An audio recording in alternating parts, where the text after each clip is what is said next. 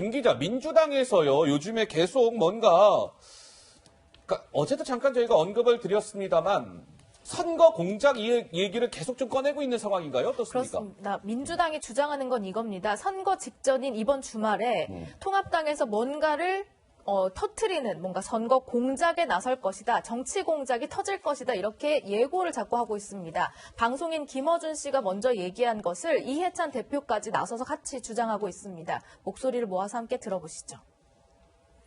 우리 당에 N번방 연루자가 있다면 정에서 완전 퇴출시킬 것이다라고 하는 미래통합당의 이 발언 있지 않습니까? 저는 이것이 공작의 냄새가 진하게 난다고 매우 강력하게 표현한다고 개인적으로 주장합니다. 정치 공작이 이제 본격화됐구나 하는 생각이 들었고 한 2개 내지 3개를 준비한 것 같아요. 제가 이제 하나 파악하는 거는 이번 주말께 터뜨리려고 하는 것 같아요. 대응할 시간 안 주고 바로 그냥 선거까지 그냥 몰고 가려고 그렇게 이제 준비하고 있는 게 정치 공작? 예, 정치 공작입니다. 이제 선거가 막판에 오기 때문에 공작 정치가 작동할 가능성이 매우 높습니다. 저쪽은 선거 때 뭘 안 해본 적이 없어요. 선수기 때문에 투표일이 얼마 안 남아서 단계갈 시간이 없을 때 그때 준비하고 있는데 어림도 없습니다. 우리가 먼저 건드리질 않는 것이지 내놓기만 하면 아직 네. 그러니까 지금 민주당 쪽에서는 뭔가 이렇게 미래통합당 쪽에서 정치 공작을 벌여서 뭔가 선거에 전에 뭔가를 막 터트리려고 하는 거 아니냐 그런 얘기를 계속 하는 거예요. 근데 통합당에서는 이런 반응을 내놨어요.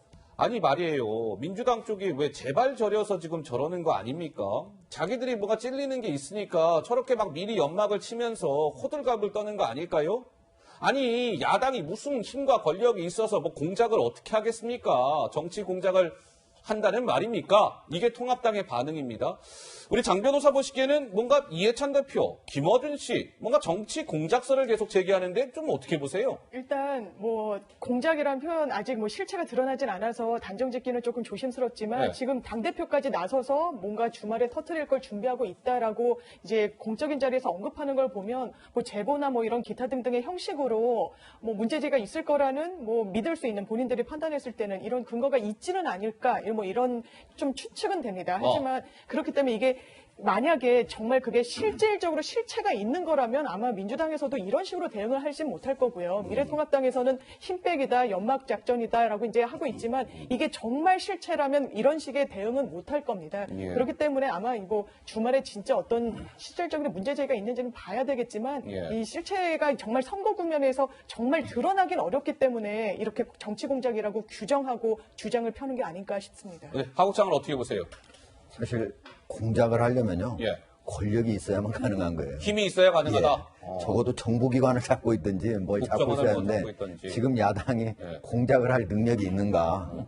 예, 사실을 사실대로 얘기할 수는 있을지는 몰라도 없는 사실을 사실처럼 말하기는 바로 그날로 뒤치기 당하는 거고 그게 오히려 선거에서 불리하게 작용할 가능성이 있고 예. 또 오늘 사실은 미래통합당에서 이과 관련해서 민주당이나 아니면 청와대 있는 주요 인사, 고위 인사가 여기에 무슨 N번방과 관련돼 있는 그런 그 정보를 입수한 건 아니다고 얘기했어요. 이미. 예. 그렇기 때문에 예. 그런 다른 얘기가 아마 관련돼 물론 여당에 타격이 있는 다른 얘기가 있을 수는 있겠지만 그런 건 지금 현재 이 여권에서 예. 주장하는 그런 얘기들은 아닌 것 같아요. 자, 그러니까요. 미래통합당에서는 그런데 이렇게 얘기를 했어요. 이진복 통합당 총괄 선대본부장은 잠깐 미래통합당에서 뭔가를 좀 하나를 잡은 것처럼 이야기를 했습니다. 어떤 얘기였는지 한번 직접 들어보시겠습니다. 확인해 보시죠. 한방이 있다 이렇게 말씀을 기록을 하시는 것 같은데요. 한방, 두방 이런 것보다도 우리는 그동안에 진행돼 왔고 많은 제보가 있었던 것을 선거 중에 여러분들 앞에 아마 제시를 하려고 하고 있습니다. 아마 제가 듣기로는 그렇게 하는 계획을 가지고 하고 있다고 알고 있습니다. N번방에 어떤 여권 인사가 연루됐다는 그런 내용입니다. 글쎄요, 나도 그런 이야기를 듣기는 했습니다만. 그러니까 통합당의 주장은 우리가 뭔가 공작을 벌인 게 아니라 당 차원에 이런저런 제보들이 들어오지 않습니까? 근데 그 제보들 중에 약간 신빙성 있다라고 판단한 것을 우리가 좀 점검을 해보니 이렇게 얘기한 거예요. 이진복 본부장. 그제 많은 제보가 있고 점검된 것이 상당한 수준에 와 있다. 주말쯤, 바로 내일이 주말이에요, 시청자 여러분. 주말쯤 그 내용을 국민들이 보시게 되면 아이고야 가증스럽다 이런 느낌들을 가지실 거다. 저쪽에서 민주당을 얘기하는 거겠죠. 저쪽에서 그것을 막기 위해서 온갖 방법을 쓰고 있다. 일단 이진복 본부장이 그제 저렇게 주장했어요. 그러니까 사람들은 궁금한 거죠. 이게 도대체 뭘까? 우리 서정욱 변호사 어떻게 보세요? 옛날에 그 김어준 씨 있잖아요. 김어준 씨 있죠. 옛날에 그 미투 할 때도 공작설을 한번 제기한 적이 있습니다. 미투 운동할 때도. 근데 저는요, 아무런 근거도 없이 공작설을 제기하는 자체가 공작이다. 저는 이게 이런 그 겁니다. 자체가 공작이다. 아니, 공작설을 제기하려면 뭔가 이 근거를 제시해야 되잖아요. 근데 N번방에 대해서 아무런 이게 근거도 없잖아요. 예. 지금 제시한 게. 무턱대고 저는 공작설을 제기하는 자체가 문제고요. 그리고 이제 우리 하 국장님도 말했지만 공작은 살아있는 권력이 여당이나 이런 데서 역대 뭐 공작이 있었는지 모르겠지만 힘없는 죽은 야당이? 권력, 힘없는 이게 야당이 어떻게 공작을 합니까? 수 있느냐? 뭐 N번방에 여당이 거물 정치인 넣을 수도 있죠. 그렇지만 이 공작이라는 건 없는 걸 하는 거 아닙니까? 그런데 어떻게 야당이 없는 걸 그렇게 저는 작업할 수 있는가? 바로 처벌될 거 아닙니까? 검찰이든 경찰이든. 예. 따라서 저는 김어준 씨가 계속 이 공작설 제기하는 자체는 아주 부적절하다. 이래 봅니다. 알겠습니다. 근데 미래통합당에서도 약간 좀 신중함을 보였어요. 당장 뭐 내일 무언가를 공개하는 것은 결정된 것은 아니다. 좀 상황을 보고 하겠다. 그러니까 신중하게 밝혔기 때문에요. 주말 상황이 어찌 돌아갈지는 예단할 수가 없을 것 같아요. 지켜보도록 하고요. 이번에는 이 얘기 좀 해보겠습니다.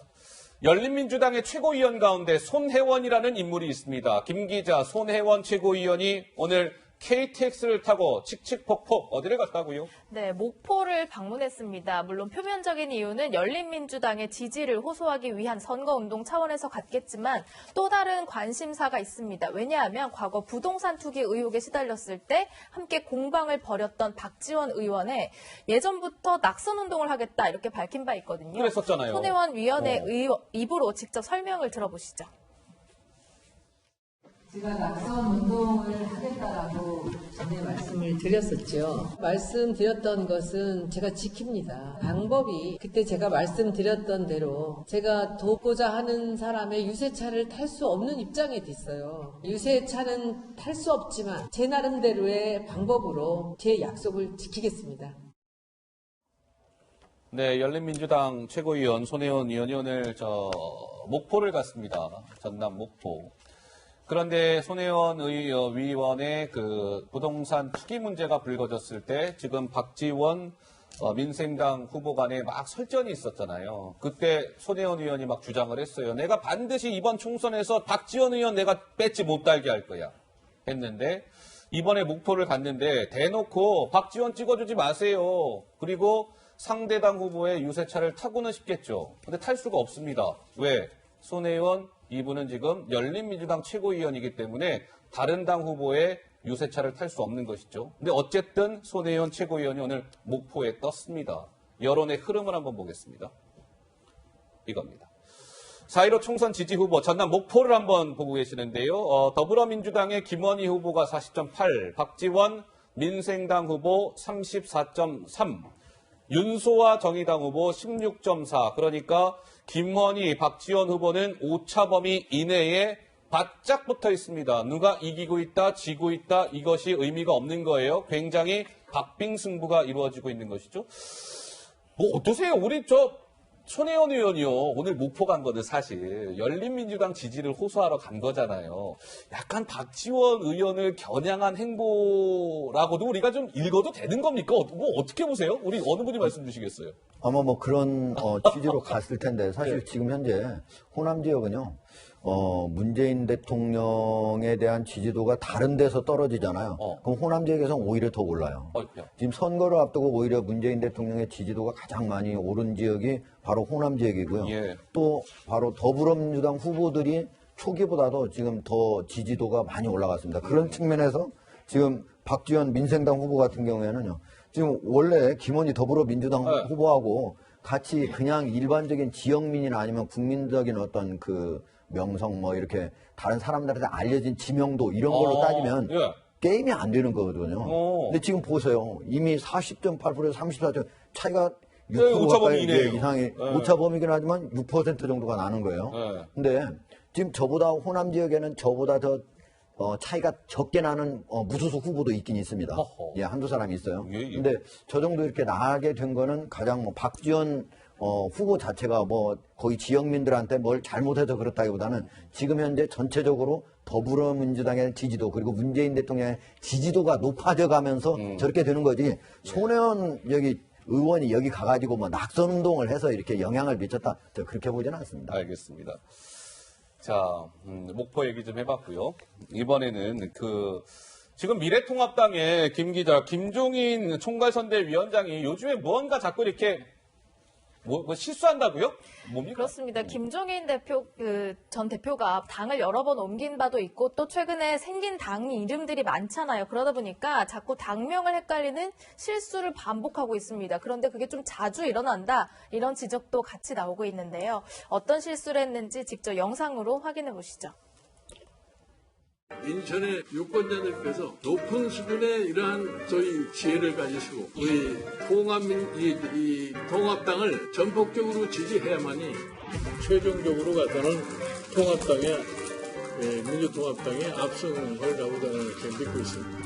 제가 일단 민주통합당의 총괄 선대위원장으로 취임하면서 저 민주통합당 아니고 미래통합당. 조금 헷갈리시죠? 더불어민주당이 국회에 과반을 석을 차지하도록 더불어민주당의 후보자들을 많이 국회에 보내시면은 이번 총선에 비례대표 투표를 하셔야 돼요. 이때 반드시 한국미래당의 표를 모아주셔야 됩니다. 미래한국당에 표를 모여주셔야 됩니다. 네, 김종인 위원장 지금 보신 바와 같이 뭐 당명을 자꾸 이제 헛갈려서 실수하는 경우가 좀 왕왕 있었는데 우리 장유민 변호사 보시기엔 뭐 어때요? 그냥 단순 실수로 봐야 될까요? 어떻습니까? 일단 뭐 단순 실수로 봐야 될 것 같고 뭐 여러 분석이 나올 수 있겠지만 이건 제가 이제 생각했을 때 의미 있는 지점은 이 위성정당이라는 정말 이제 사상 초유의 어떤 정당 형태가 되면서 유권자들도 말도 못하게 헷갈리는데 선거를 치르는 맞아요. 주체도 정말 이렇게 이름이 헷갈릴 정도로 이게 비상식적인 이 정치 행태 뭐 여야를 막론하고 이런 것의 하나의 좀 상징이라고 봐도 무방하지 않을까 뭐 이런 생각 듭니다. 사실은 솔직히 말씀을 드리면 저도 매일 이거 정치 프로그램 진행하는 앵커지만 사실 저도 좀 헷갈려요. 어떨 때는. 예. 저 더불어민주당 또 그 미래위성정당은 더불어시민당 또 미래통합당 또 미래통합당의 미래위성정당은 또 미래한국당 이렇게 좀 당명이 많아갖고 좀 헷갈리는데요. 예. 한번 넘어가 보도록 하겠습니다. 다음 주제로 말이죠. 어제 정말 아찔했어요. 아찔했습니다. 큰일 날 뻔했어요. 정말.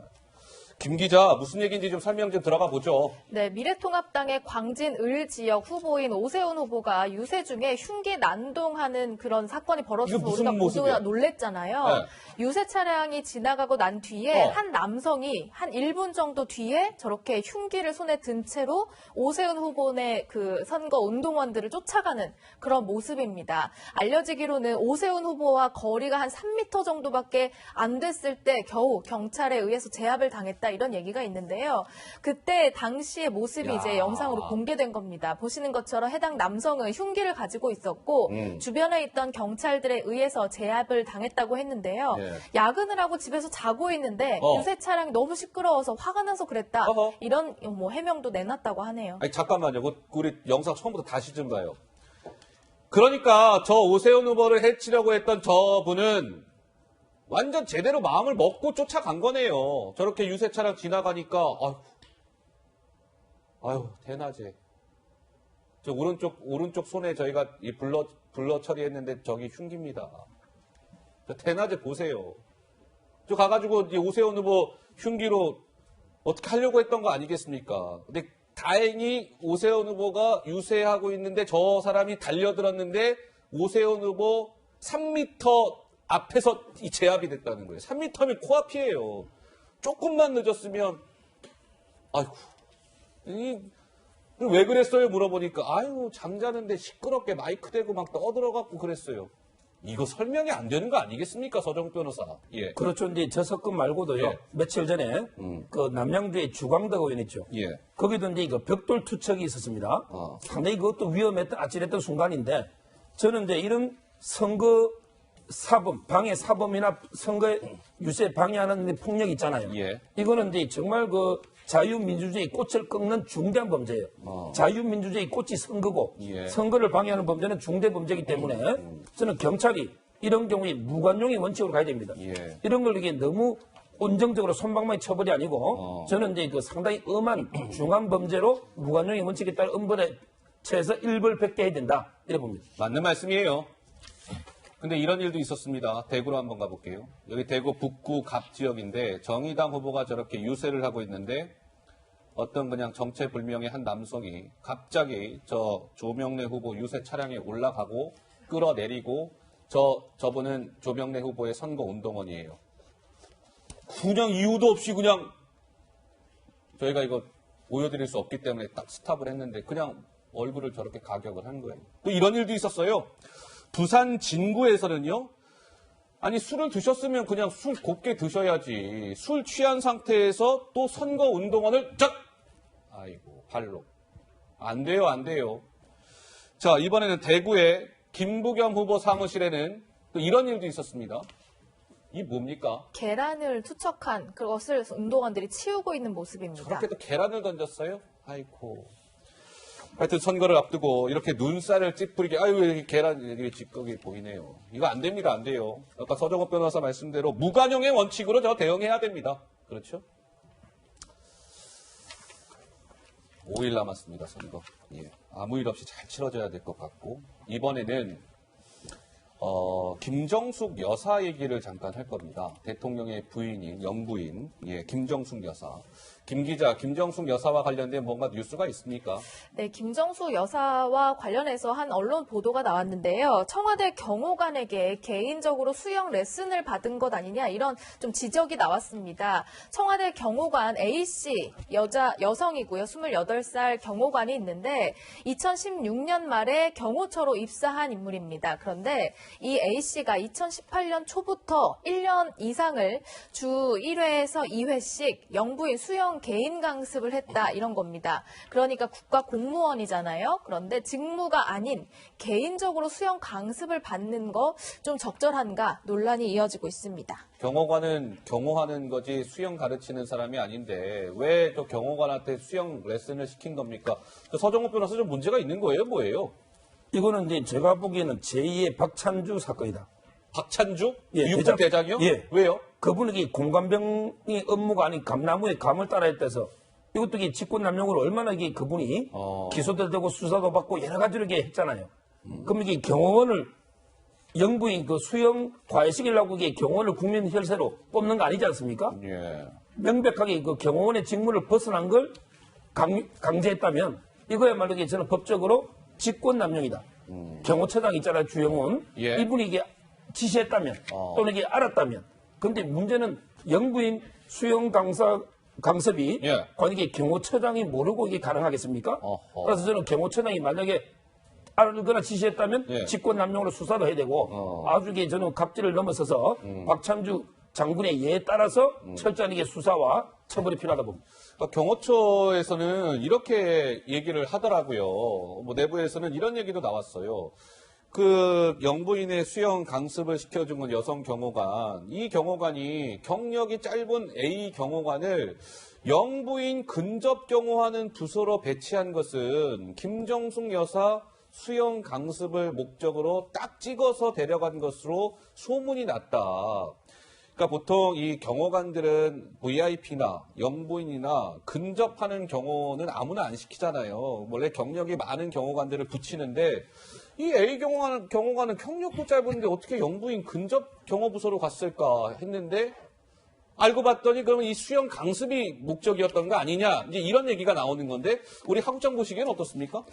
지금 저것과 관련해서 오늘 청와대에서 아무런 반응이 없어요. 반응이 아직 안 나오고 김 기자 확인 좀 해줘요. 반응이 있는지. 네. 기자들이 취재를 하려도 취재가 안 된다고 그래요. 그러니까 지금까지 청와대가 어떤 청와대에 관련된 보도가 있었을 때 만약에 그게 오보라면은 즉각적으로 뭐 심지어 반박을 했을 텐데요. 반박을 하고 또 심지어 법률적인 어떤 그것과 관련돼 추궁하는 법률적인 행위를 하겠다 이런 얘기까지 하고 했는데 오늘 같은 전혀 얘기가 없는데 지금 보면은 그 여성 경호관 같은 경우에 보면 처음에 채용돼서 8개월 교육을 받으면은 원래는 대부분이 선발부에 배치가 돼가지고 대통령이 참석하는 행사 사전점검팀이라고 그러거든요. 예. 그것도 거기에 한 2, 3년씩 있어야 된다는 거예요. 근데 이 경호관 같은 경우는 거기에 딱 2, 3개월이 있다가 바로 이쪽으로 갔다는 거예요. 네. 그러니까 대통령이나 아니면 대통령의 부인 같은 경우에는 어느 경우에는 잘못하면 자기의 목숨을 던져가면서 경호를 해야 되는 매우 유능한 경호관이 가야 되는 자리거든요. 예, 예. 근데 갑자기 지금 채용된 지도 얼마 되지도 않는 사람이 얼마나 유능한지도 확인되지도 않는 사람이 갔다 하는 거는 이거 혹시 진짜 이 수영을 가르쳐주기 위해서 간 거 아닌가. 예, 예. 이 보면은 그 전에 김정숙 여사 수영에 관심이 많았거든요. 아, 과거에도 그래요? 보면은 예. 2019년 7월에 그 광주에서 세계 수영 선수권대회 여기 1박 2일로 가가지고 응원을 한 적도 있어요. 수영에 관심이 많았는데 예. 혹시 그런 거 아닌가. 그래서 지금까지 청와대에서 하지 않는 거 아닌가. 만약 지금 이게 경호관에 가서 직무유로 수영 코치 역할을 했다면은 그것도 문제지만은 청와대가 이거를 지금 현재 파악하고도 그냥 그게 사실이니까 아무런 응답을 안 하고 얘기를 안 하고 있다. 저는 이게 사실이라면 더욱더 큰 문제라고 봅니다. 예, 알겠습니다. 김 기자 아까 물어봤잖아요. 청와대 혹시 이 보도와 관련해서 청와대가 뭐 해명을 한 게 있느냐 그랬더니 아직은 없답니다. 아직은 청와대가 공식적으로 해명은 내놓지 않았다고 합니다. 혹시 뭐 차후에 해명이 전해지면 저희가 나중에 청와대의 설명도 빠짐없이 전해드릴 것을 약속드리겠습니다.